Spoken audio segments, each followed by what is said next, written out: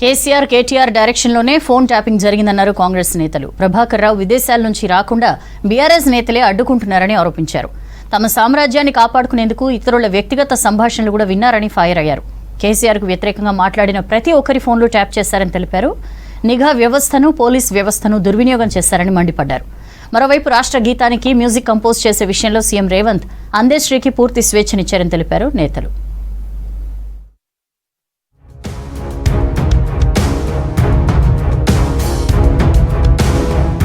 Phone tapping లో కేసీఆర్ కుటుంబ భాగోతం బయటకు వస్తోందన్నారు కాంగ్రెస్ ఎమ్మెల్యే ఎన్ఎం శ్రీనివాసరెడ్డి. తన ఫోన్ ట్యాప్ చేయడంపై డీజీపీకి ఫిర్యాదు చేసినట్టు తెలిపారు. బీఆర్ఎస్ మాజీ ఎమ్మెల్యే గువ్వల బాలరాజు ప్రోద్బలంతో తన ఫోన్ ట్యాప్ చేశారని ఆరోపించారు.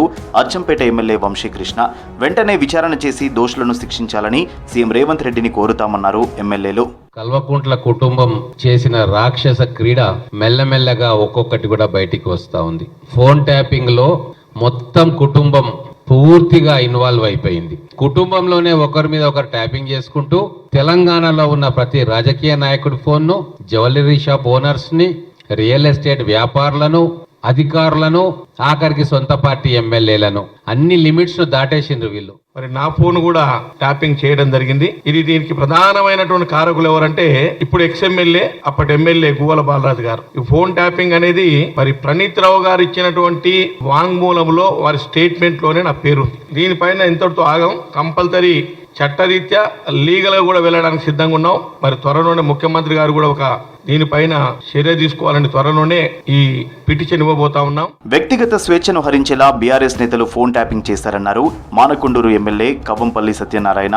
తమ ఫోన్లు ట్యాప్ అయ్యాయని హరీష్ రావు, కేటీఆర్ మాట్లాడటం హాస్యాస్పదమన్నారు.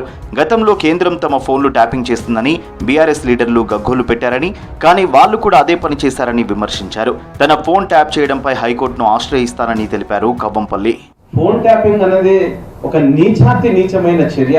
వేరే వాళ్ళ సంభాషణలు వినడం, వేరే వాళ్ళ యొక్క అంతర్గత విషయాల్లో వెళ్ళడం, మా సామ్రాజ్యం కూలిపోకూడదు, ఎవరు గెలవకూడదు అన్న ఒక లక్ష్యంతో మరి నేను అత్యంత సన్నిధుడిగా రేవంత్ రెడ్డి గారికి ఉంటున్నాను కాబట్టి నా మీద ఫోన్ ట్యాపింగ్ వ్యవహారం జరిపినారు. కేటీఆర్, హరీష్ రావు సూచనలతోనే ఫోన్ ట్యాపింగ్ జరిగిందని రాధాకిషన్ రావు స్వయంగా చెప్పారన్నారు పీసీసీ ఉపాధ్యక్షులు నిరంజన్. కేసీఆర్ అధికారంలో ఉన్నప్పుడు రేవంత్ తో పాటు ఆయన కుటుంబ సభ్యుల ఫోన్లను ట్యాప్ చేయించారని మండిపడ్డారు.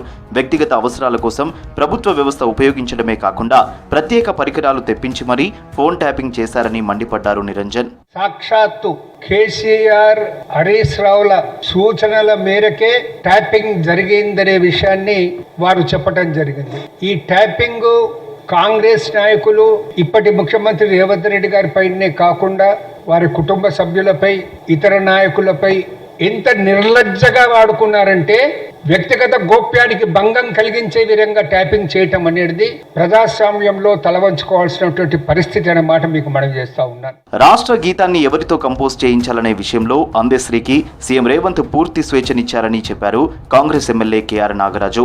కేసీఆర్ ఏపీ వాళ్లకు అవకాశం ఇచ్చినప్పుడు లేని తప్పు ఇప్పుడెందుకు వచ్చిందని ప్రశ్నించారు. ఇంటర్నేషనల్ అవార్డు విన్నర్ కాబట్టి రాష్ట్ర గీతం కోసం కీరవాణిని సంప్రదించారని చెప్పారు. ముందు నుంచి కేసీఆర్ వదిలిన బాణమే ఆర్ఎస్ ప్రవీణ్ కుమార్ అని విమర్శించారు నాగరాజు. ఆర్ఎస్ ప్రవీణ్ కుమార్ గారు, నేను క్వశ్చన్ అడుగుతున్నాను. బీఎస్పీ కండ కప్పుకొని అప్పుడు కొన్ని చాలా గొప్ప మాటలు మాట్లాడారు. మళ్ళా పోయి పెత్తందారు సంకలు చేరినావు. ఇప్పుడు అందశ్రీ గారి కోసం మాట్లాడడం సిగ్గుచేటు నీకు. వారికి పూర్తి స్వేచ్ఛనిచ్చారు మా ముఖ్యమంత్రి గారు అందశ్రీ గారికి. వారు ఒక కీరవాణి అని ఒక గొప్ప కళాకారుని, అతను సంగీత మంచి నాయకుడు, అతను సంగీతంలో దిట్ట, మీ అందరికీ తెలుసు, ఇంటర్నేషనల్ అవార్డు అతను. రాజకీయ లబ్ధి కోసం ఫోన్ ట్యాపింగ్ చేయడం నీచమైన చర్య అని విమర్శిస్తున్నారు కాంగ్రెస్ లీడర్లు. ఎస్ఐబి మాజీ చీఫ్ ప్రభాకర్ రావు పోలీసుల విచారణకు హాజరైతే కేసు పురోగతి సాధిస్తోందని అభిప్రాయపడుతున్నారు.